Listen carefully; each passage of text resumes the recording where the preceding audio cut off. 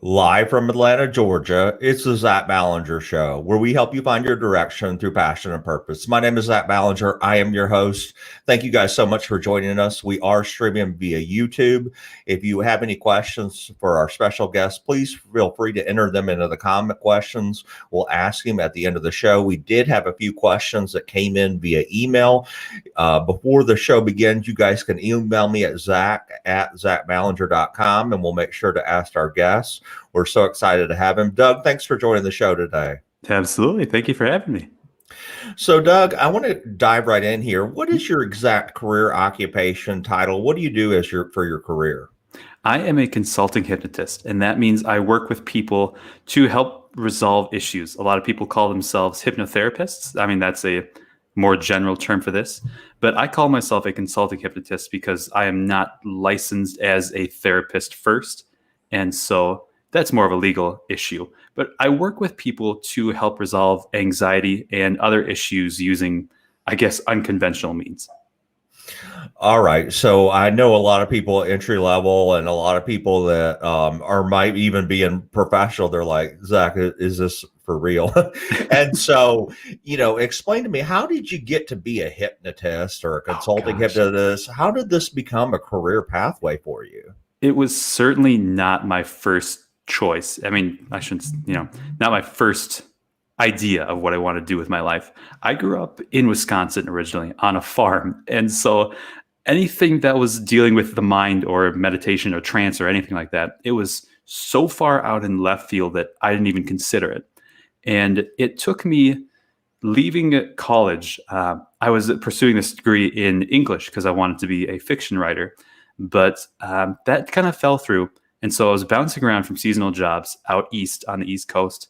And I had this pretty dangerous hike. I got lost in a blizzard in New Hampshire. And that shook me enough that I started questioning everything. And I had struggled with mental health and anxiety for so much of my life that I was searching for some way to really control my own emotions without medication or therapy. And I discovered meditation. And meditation was that first gateway for me to realize that our emotional states are so very malleable. We can control them. We can influence them, certainly. And a lot of people don't realize, but meditation and hypnosis are so intricately linked. If I'm giving just like a layman's description of hypnosis, I often tell people that hypnosis is just meditation with a very specific goal in mind, because you're getting into that trance state and you are giving beneficial suggestions, and then your mind is creating the changes. And I discovered hypnosis through meditation, and I started learning more by listening to podcasts, and I got certified in it. I was just fascinated. I couldn't get enough of it. And now I work specifically with anxiety relief because it's pretty important to me, having dealt with it myself.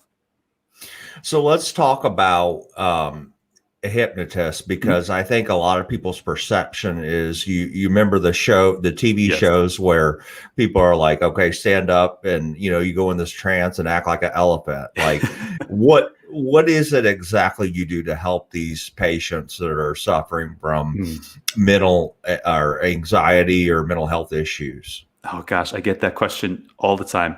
And in the hypnosis field, there are two very distinct kind of sections. There's the people who do it for the stage shows, who do it for entertainment and comedy, and there's the people who do it for change work, for therapeutic reasons. And when a person first comes to me for a session, I often get that question, like, am I going to bark like a dog or cluck like a chicken? And I tell them, of course not. That's not what we're here to do. When someone is on the stage, I always remind them that the people in those shows, they volunteered to be on that stage first and foremost. They already knew that they were probably going to do some ridiculous things. And so they had that pre-frame in their mind. They were willing to do that. That was kind of like the unspoken contract of going up on that stage. When you're coming in for a hypnosis session to work on some change, that's not part of the contract. It's never even considered. And if someone has that fear, what I usually tell them is that hypnosis is all about working with your unconscious mind. And your unconscious mind's one priority is to keep you safe and to keep you happy. And if it fulfills those two things, it's done a great job. But what that means is that if a hypnotist or anyone gives you a suggestion that you do not agree with, your mind will bring you out of trance no matter how deep you are. This idea of hypnosis as mind control is simply out of date. It's just from all the science that we've studied about it, from all the studies that have been published about it, hypnosis is simply not mind control. And so after I've kind of debunked that myth, my next step is to help them define exactly what they want to work on. Because my definition of their issue, whether that's anxiety or stress relief or depression or weight loss, whatever it is, my definition is not their definition. And by clearing up exactly what they want to work on, and by phrasing those suggestions in their own language, I help ensure that their unconscious mind is going to accept those changes. And that's what people are kind of surprised about often their first session, is that the suggestions I give you, we craft them before we even go into this so that you know exactly what you're getting into. And then after that, I do the standard induction. We relax them basically and get them into that receptive state where you are highly suggestible to beneficial suggestions. And then we make the changes and I bring them out, usually with 5 to 10 minutes left. And then I check my work, essentially. I go through like a secondary hypnosis to future pace that and make sure that the changes that we made are not just connected to that session. You know, like it's not someone just feeling good in the therapy room. It's someone taking what they've learned, those changes they made, and applying it to the rest of their life. Wow, very amazing, to say the least. Is now in your career, what are you? You know, you can tell by your voice, but let me just ask you: what are you most passionate about? What do you love about this job? I really enjoy that moment when people realize just how much control they have over their own emotions. As I said, I work with anxiety, and these people have been fed this story that the only way we control our own emotions are through therapy and medication. And I personally am a big fan of therapy and medication. They both saved my life at one point, but they're not our only options.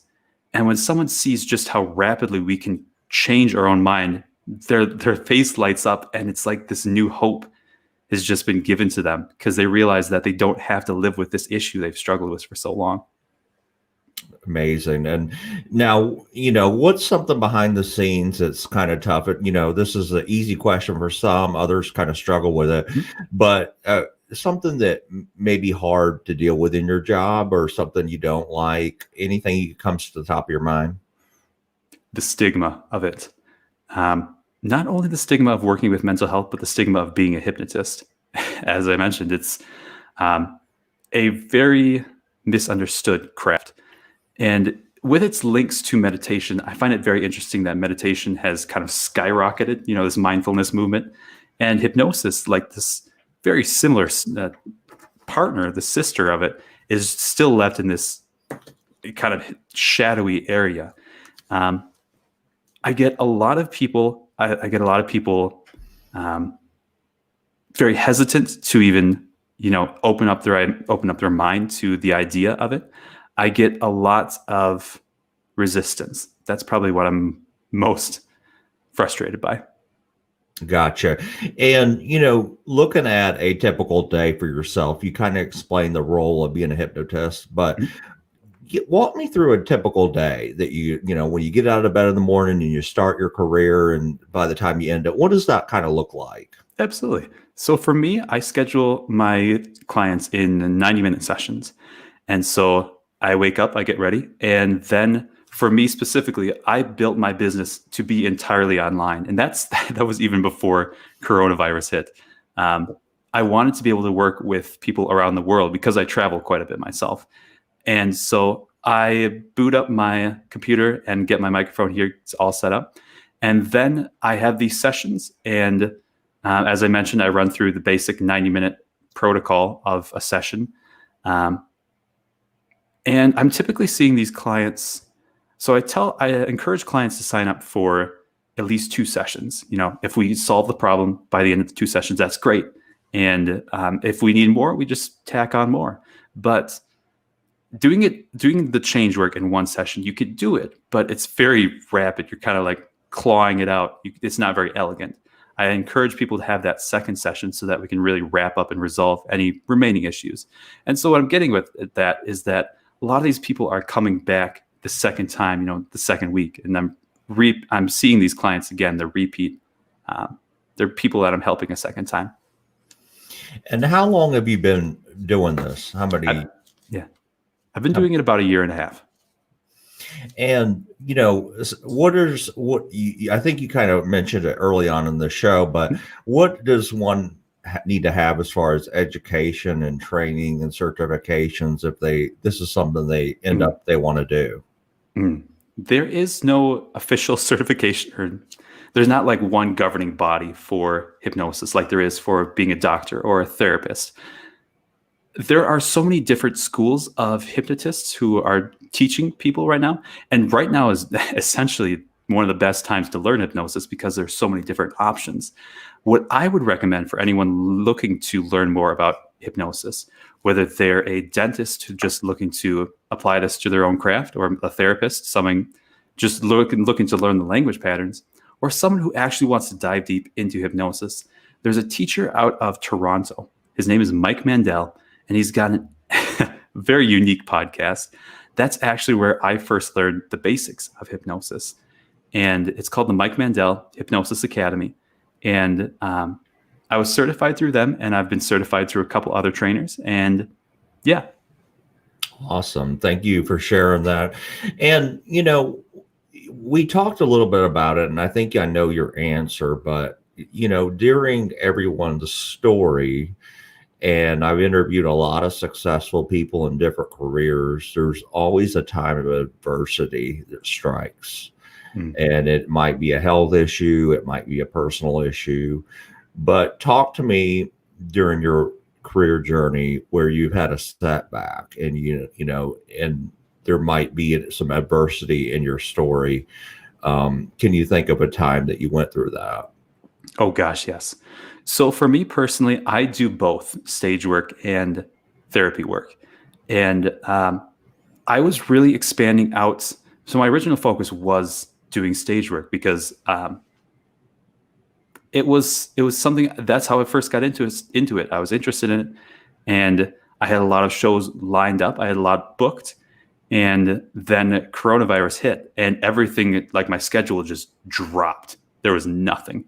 And I really had to pivot like in an instant from this, this comedy hypnotist to this fledgling, I guess you can say,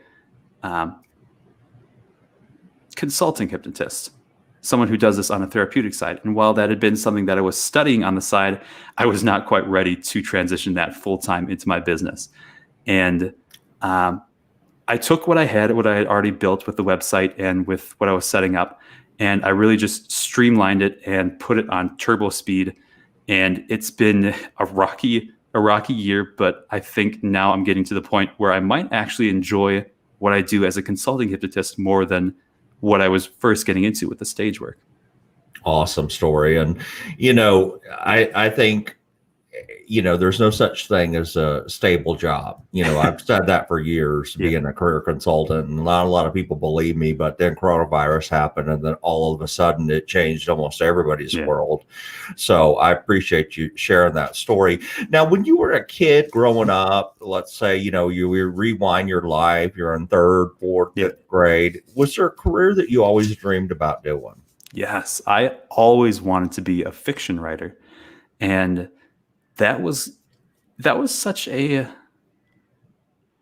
difficult dream to let go of, because I had been holding it on since childhood, and I had held on to it for so long that it had become part of my identity.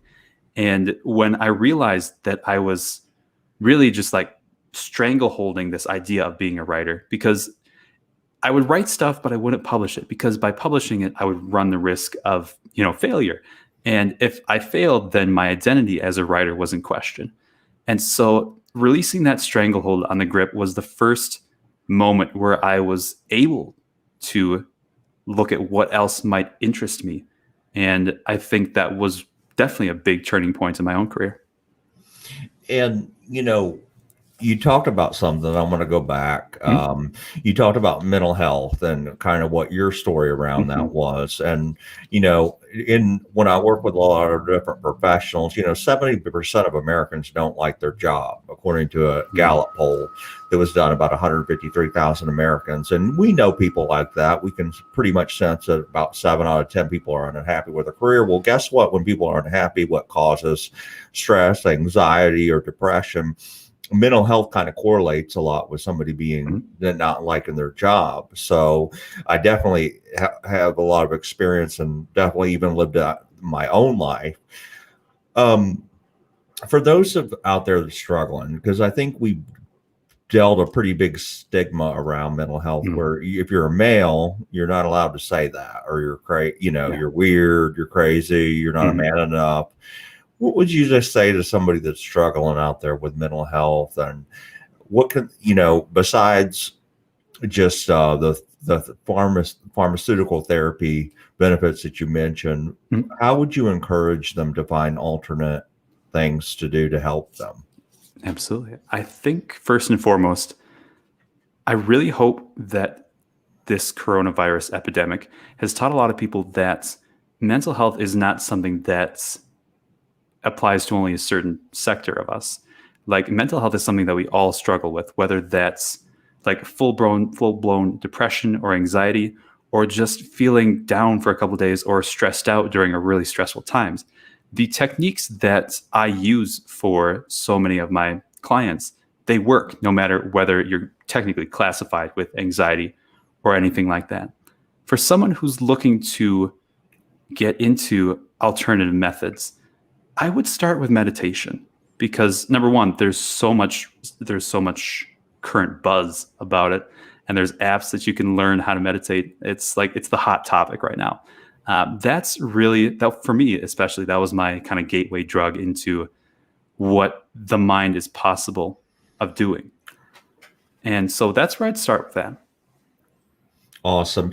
I loved your story. I talk about in my book that, Don't Be a Zombie, How to Find a Career You Love. I just launched it last week. And I talk about that vacations sometimes lead to vocations. And I want to talk about this. So, I went to Germany a few years ago and went to Dachau and went through a concentration camp. And it was a very difficult, thing. After you leave, nobody's cheering, or it's a very somber moment.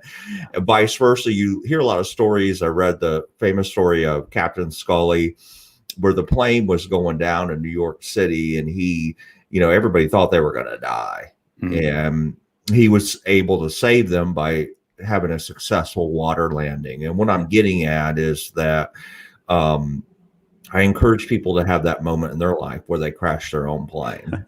In other words, a lot of these people, when they survive that moment, they don't get up and go, okay, I want to watch more TV on Netflix, or I want to go back to my life, hating my career. I want you to change and crash a plane. For you, it was this blizzard. Yes. Correct? That changed your life. Talk to me about that. Was this a near-death experience? Was it, what exactly happened? I wouldn't classify it technically as a near-death experience, just because I wasn't literally dying in that moment. Right. But it was enough that it shook me enough to that point. I questioned everything. So what happened? I had dropped out of college. I was bouncing around the US, going to different seasonal jobs, trying to find some sort of purpose, trying to find what I actually wanted to do with my life. And in New Hampshire, in the White Mountains, there's this very, very famous hike called the Lafayette Ridge. And apparently it's very beautiful. You get like 360-degree views for like a couple miles on this ridgeline. And I really wanted to go on this hike because I was leaving in 10 days. And this was my last day off. And so I went out, and there was a blizzard happening. And of course, if if this wasn't like my last day, I probably would have turned around. But I said, I was stubborn. I went up to this ridgeline, and that was a pretty terrible idea, because I got to the top and I literally could not see more than 25 feet in any direction. Like, to the point another hiker would approach me, and it was like a ghost appearing out of the fog. And I'd stop and I'd watch them as they walked past. And within 10 steps, they just vanished. Like, if you got lost in that, you were done for, essentially.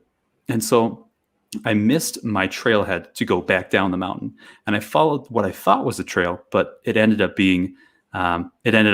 dead ending into this just brush of trees.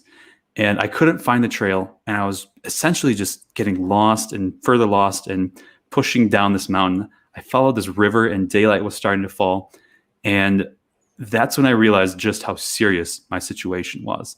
Like, if I didn't get myself out of that situation, I was going to freeze to death. There was no question. Like, I had strayed so far off the path, no one was going to find me. And I really broke down in that moment. I remember like lying in the snow, like just my coat was wet because I was hot and the snow was falling and it was melting. And I was literally at my last resort. And something in me rallied and I came through it. I got back home. But for weeks afterwards, I was so shaken. I was jittery. I was lost because I'd started realizing that what had gotten me to that point was not working.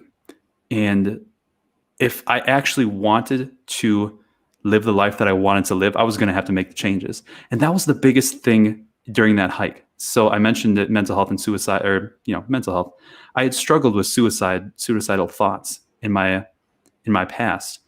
And that moment where I was about to lay down and die was the moment I realized I don't actually want to do that. Like, I want help. I don't want to end my own life. And so I realized I had to make some serious changes in my own life to reflect that and to pursue what I actually wanted.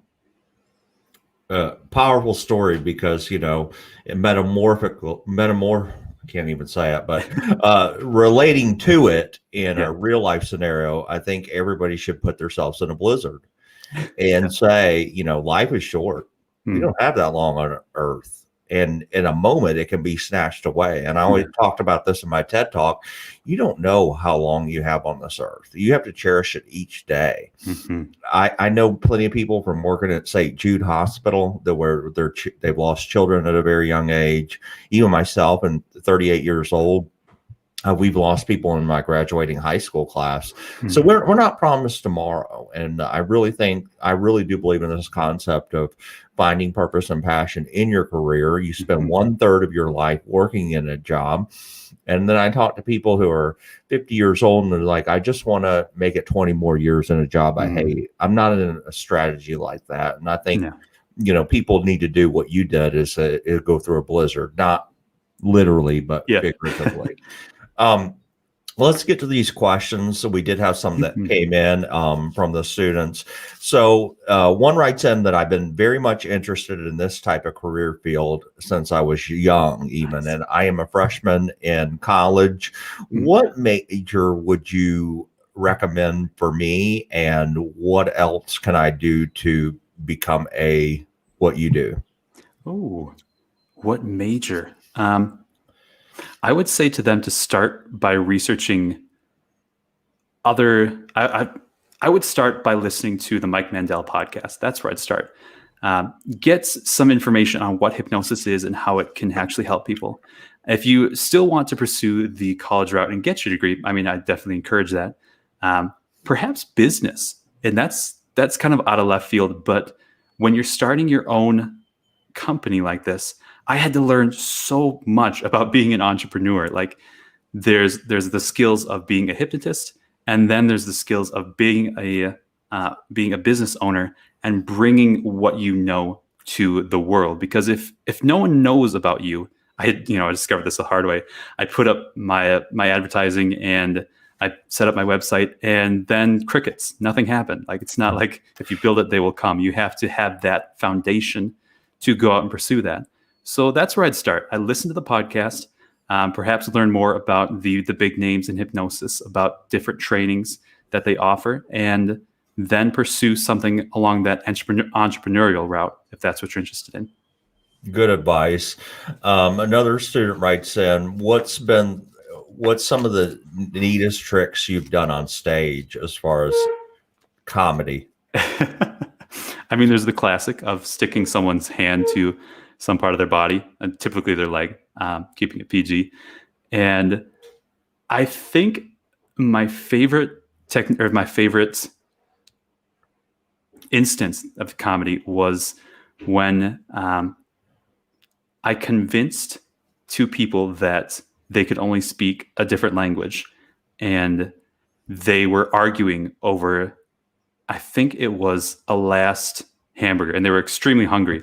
And so their minds are creating this feeling of being extremely hungry, and you can see their entire bodies like shrinking and just getting into it.